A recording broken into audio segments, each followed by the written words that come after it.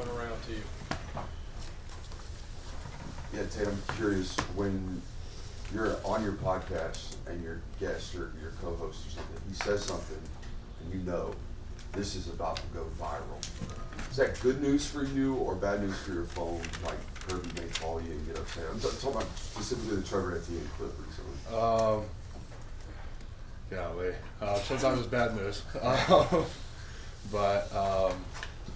Yeah, so some things are said that we're like, okay, that needs to be taken out. But I guess that was something that we didn't catch right away. So it ended up going big, but I don't think it got too big as some of the other stuff has that should have probably been taken out. But it is what it is.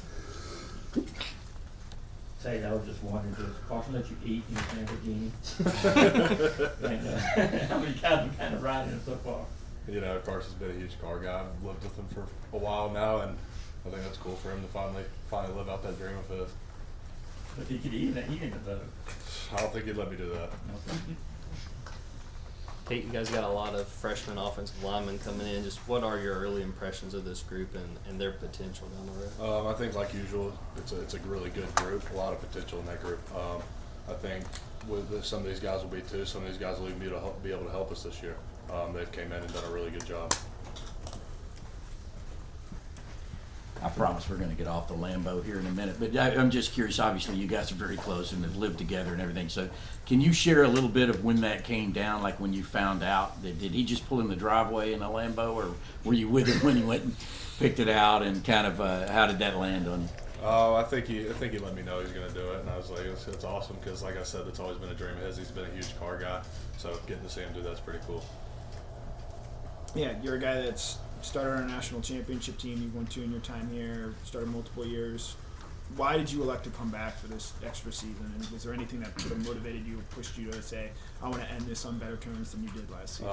Yeah, definitely. I think there was a bad taste in my mouth after last year, and of course there's things I want to accomplish by myself and I want to see this team accomplish. So both those things had a big reason why I came back.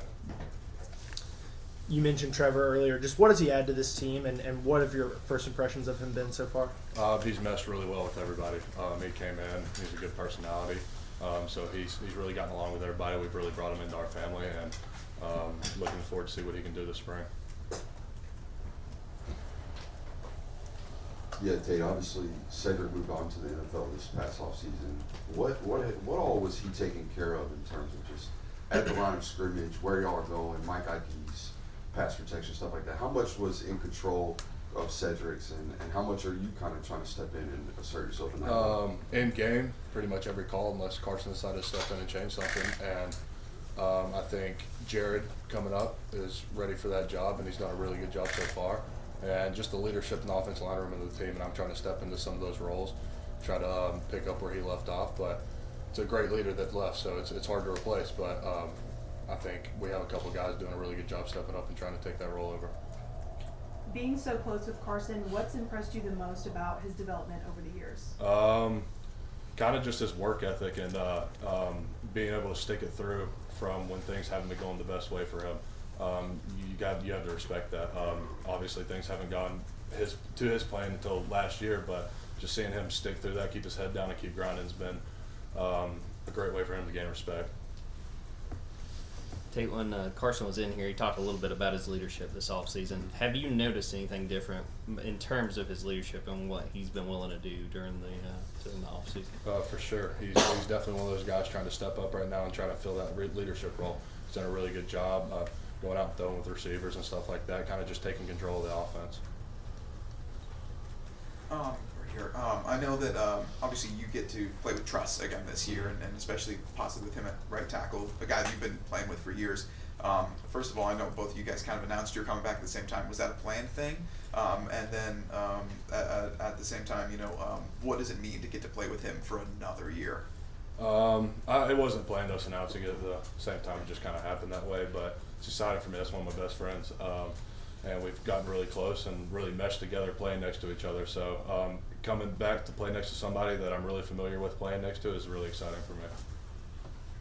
Yeah, with Cedric moving on and then Austin Blasky transferring out of the program, you guys have lost a couple of centers. How do you guys go about developing center? Have you practiced taking snaps? Have you practiced center at all in terms of developing guys that can't possibly have that skill? I've taken a few snaps so far this spring, and I think it's just as practice goes, everybody gets developed. We're going to have to be moving people here, there, everywhere, so it's kind of just throughout the process of the spring figuring that out. How is that process of learning how to snap going? It made me have a lot more respect for what Seth did.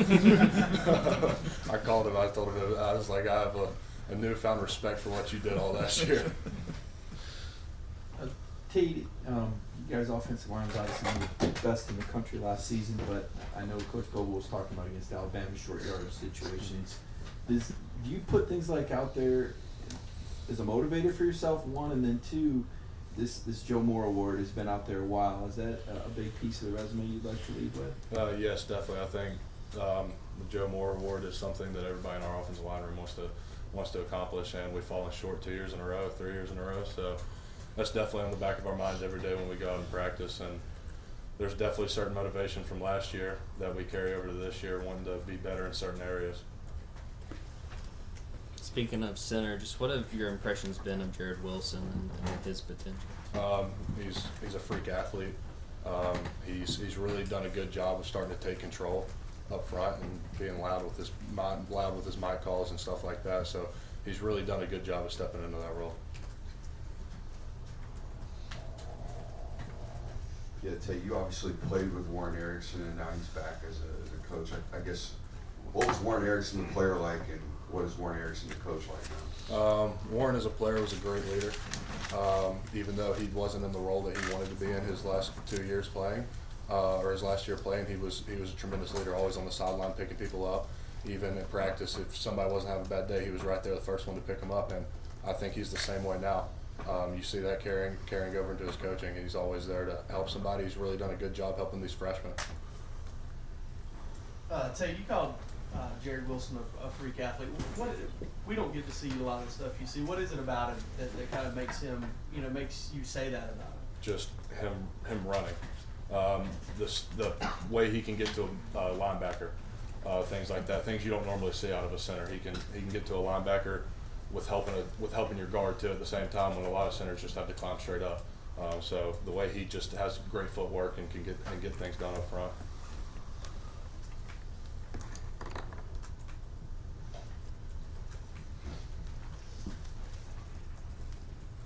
You've been here a while now. Are there moments that you feel like the old guy, and when you get in the room with some of those freshmen?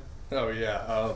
When they first come in and tell me they're 17 years old and I'm about to turn 23, it makes me feel kind of old. But and kind of just seeing how freshman classes have grown over the years, and being here for so long and seeing that, and just knowing that I was that guy so long ago, it's definitely kind of weird sometimes.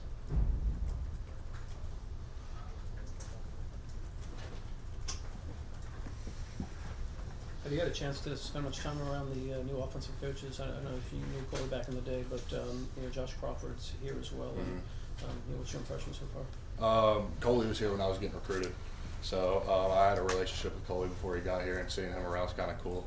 I haven't really gotten to know Coach Crawford yet, but I think as spring goes on and we start practicing and meeting more, I think that'll come.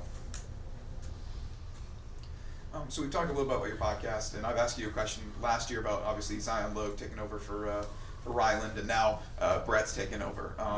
What has it been like to get to do a podcast with all three of those guys, and now getting to work with Brett directly now? It's three different personalities, so it's been pretty cool to see the transition of how it's went throughout the years. Now with Brett's hilarious. Brett has a great personality, so it's a lot of fun to do it with him. Tate, have you noticed any difference with Coach Smart over the course of your career in terms of the guy you hear on the microphone or leadership style? Now he's a winner. He's been that since I've gotten here, and that's one of the reasons I wanted to come here. Is he wants to win, and he takes his job very seriously and doesn't let anybody slip up. So I respect that about him. He's been that way since I've been here. Have time for a couple more. If you could go back and give yourself advice at 17, 18, first coming into this program, what advice would you give yourself? Live in the training room. I remember when I first got here, I thought my body was invincible. Thought nothing could hurt it. And now going into my 5th year, you figure out that's not the case. So I wish I'd have learned that earlier and started taking care of my body earlier. Any more for Tate? All right, thank you, Tate. Thanks, Tate. Yep. That was a time. That for sure.